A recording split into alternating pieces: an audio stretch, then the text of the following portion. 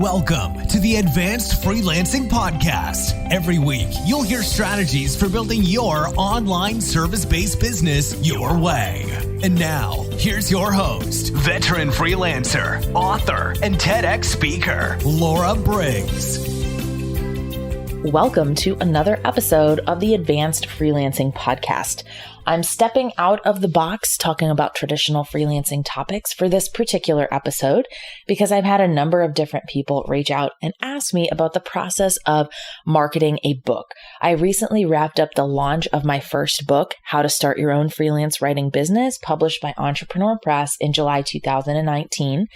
If you've been following me or this podcast or were part of my launch team for a while, you already know that this is the book that I wish I had when I started out as a freelance writer. And it's very much written with that sort of idea in mind. You know, what are the soup to nuts things that a person who is just getting started with their freelance writing business that they would need to know? So one of the things I don't cover in the book is really the craft of writing. I essentially talk about how to set yourself up for success working with clients, what you need to know about marketing, what typical days look like, and things like that. So this book was published very quickly. When you think about the timeline of traditional publishers, it's usually 2 years from the date that the idea is sort of accepted and your contract is signed to go to publication. So this book went to print a lot faster. And because of that, it was a very condensed and quick timeline to put together a marketing plan and a launch team. So in this episode, I'm going to dive into behind the scenes of my book launch and talk about what it really takes to market a book. Now, regardless of whether you're traditionally published or you're self-published or you're thinking about writing a book, marketing is key. Having a solid book launch and a marketing plan in place is very important regardless of which direction you go. And it's something you should be thinking about ideally before you even start to write a book because it matters. And it matters whether you're in fiction or nonfiction, whether you're traditionally published or self-published, because the marketing of the book actually takes up a substantial portion of your time after the content is written, but it can take a long time to put that plan into place. And I thought this would be a helpful episode for all of you to get a better perspective on what truly goes into creating a book launch and why it's something that you need to plan for months in advance. So let's first start by talking about why publishers care about book launch marketing. And a lot of it is the same reasons why a self-published author would care about book launch marketing. It's because it directly affects sales. The more that you can drive up the hype and the excitement about this coming attraction, the more likely people are going to be to pre-order your book and to order it after it comes out. Now, I've interacted with lots of authors who've self-published a book and said, hey, I just started thinking about marketing. My book came out 3 months ago. Now, this is not to say that you can't still market a book after it's been published, but the ideal time, like I mentioned, is to start thinking about this way in advance. So my book came out in July 2019. I really started thinking about marketing in December. Now, when my agent was shopping my book proposal around, if you write nonfiction, your book sells based on proposal. And of course, important component of that proposal is your marketing plan. This is where you're essentially saying to publishers, here's how I intend to market the book. Here's what I've already done to establish a platform and a brand. And in the world of nonfiction, platform is a term you're going to hear over and over again. It essentially means how are you connected to all the different people in your world who might be interested in buying this book? So platform can be your social media numbers, your email list subscribers. I referenced how many students I had in my courses on freelancing. All of that makes up your platform. And it's a way for publishers to evaluate if you already have a ready and willing audience interested in buying your book. So platform is actually one of the most important things that publishers look at when deciding whether or not to offer you a deal to work together on a nonfiction book. It's still important in the fiction world, but less important. So you'll notice that you see a lot of nonfiction authors who are professional public speakers, they're CEOs, they've built an online business where they have a lot of recognition, they've done a lot of their own publicity. That's because they've already built the platform, and publishers see that as a little bit less risky than taking on somebody who is essentially unknown or unheard of. So publishers care about book launch marketing because there's this myth out there that, if you get a publisher Or, if you just write a book and put it up on Amazon as a self-published author, put it out there and people will buy it. That's not true. You have to do just as much work, if not more, on the marketing end of things for a book to actually sell. The market is filled with different books that are traditionally and self-published. And what makes the difference is the marketing. So any savvy author is going to put a lot of time into their marketing. Now, I had a solid 6-month plan for marketing that started with that development of the book launch marketing plan that I had in my book proposal. But of course, it went much beyond that as well. So I started tweaking and using it in a lot of different ways after the book was already written, because I knew more about what I could say the book was truly about. So you need a plan at least 6 months out. You will be tired by the end, and you should have a lot to do if you've done your work. One of the things that really helped me was having a launch team. I also had an author's assistant who helped me plan out the launch. I did a strategy call with a book launch strategist who walked me through the different components of my marketing plan. She reviewed what I had already typed up. We talked about how my TEDx talks were going to work in conjunction with my marketing plan, and she reviewed some of my creative ideas. So I did a lot as part of my book launch. I, delivered 2 TEDx talks in the months leading up to my book release. They were both related to freelancing, so that was a nice tie-in. I created a book trailer with all freelancers, so voiceover artists and video production designers. I have appeared or will appear on over 35 podcasts that I pitch. I did some guest blogging. I did some traditional media responses as well. So using Haro, help a reporter out. I also reached out to all of my contacts in different industries to let them know about the book coming out. I found collaborations in different organizations that had a similar audience to mine, where I offered a giveaway to their book. I worked with an influencer who advertised my book to her audience as well. And of course, I leveraged my launch team. Now, my launch team was a core set of volunteers who committed to buy the book when it came out. They agreed to, submit a review if they were able to work through it and put a review up.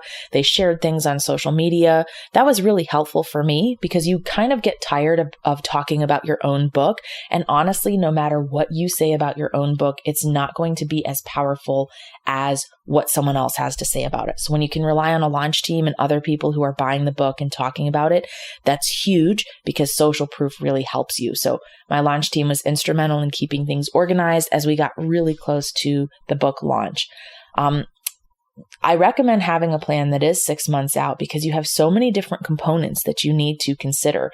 Are you going to be pitching traditional media? Are you going to be working with a publicist, which is extremely expensive?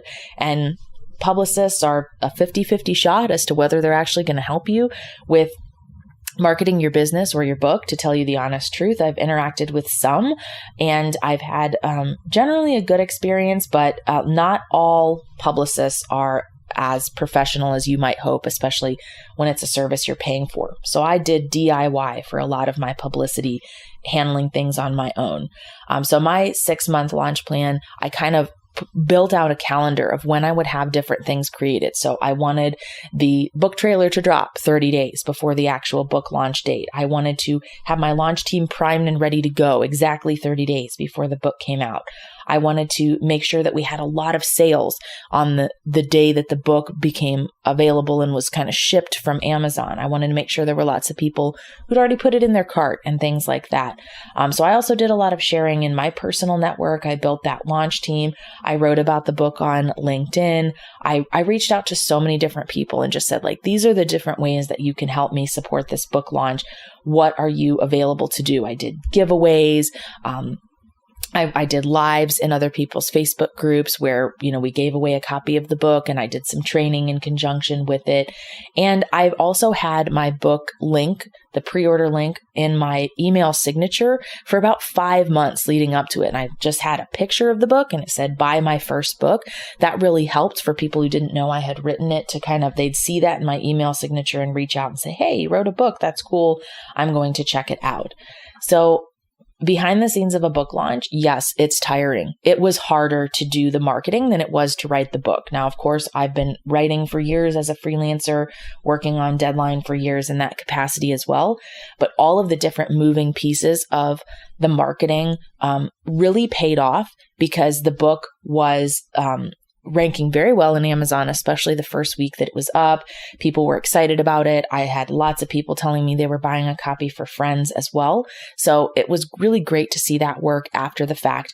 But I do recommend you give yourself no less than 3 months. And that's if you have your marketing plan already laid out and you're just coming up with the different components of it. So we also had a pre-order giveaway. So I had a landing page on my website where people who pre-ordered could send a copy of their receipt and they would get a special set of bonuses. I also scheduled conferences where I was speaking over the summer, same summer that the book came out, so that I could talk about the book and sell some copies live, sign them, sort of build that buzz. I also gave anyone who bought it live access to the pre-order giveaways. So another important thing to do is to ask for reviews. It's very important to get reviews on Amazon. It helps other people make their decision about whether or not they want to buy the book. So I kind of assumed that people would just go back and review the book, and learned that I really needed a more personal approach, reaching out to people individually and saying, hey, I know you have the copy of the book. Have you had a chance to work through it? Can I answer any questions for you? By the way, a review would really help. Reviews are really key for showing Amazon that people are not just buying the book, but that they're reading it and they're enjoying it. So having those reviews up there is key. And that's something I'm still working through a little over a month after the book has come out, doing those personal reach outs to people, finding new fun and creative ways to keep the buzz about the book going, because those first 90 days are also important in Amazon's algorithm. One of the things that you're trying to do is get your book to show up in the customers who bought this also bought. So I want my book to be associated with other books on writing, other books in similar genres about business, so that other people who might not know me personally or have otherwise been introduced to this book have a chance to see it and think about buying it. So if you are thinking about publishing a book, either going the traditional route by trying to find an agent who will then shop your book around to publishers, or by self-publishing, you cannot afford to neglect marketing.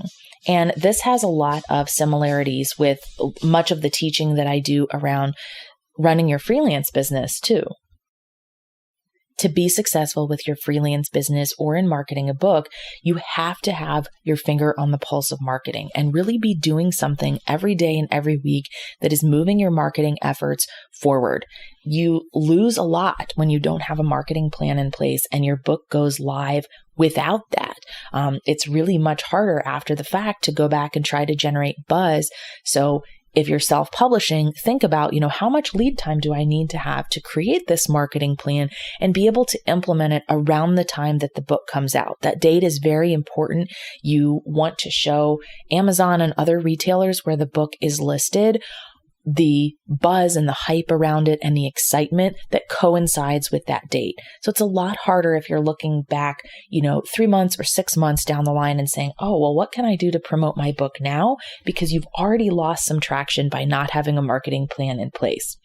From the moment that I signed the contract for my book, How to Start Your Own Freelance Writing Business, I knew that the publishing date was going to be July. So I essentially reverse engineered all of my marketing plans and ideas, thinking back, when do I want certain things to drop? How can I use various components of my marketing to make sure I get maximum leverage out of them? So I didn't want to publish the book trailer 4 months in advance, for example, because people would forget about it.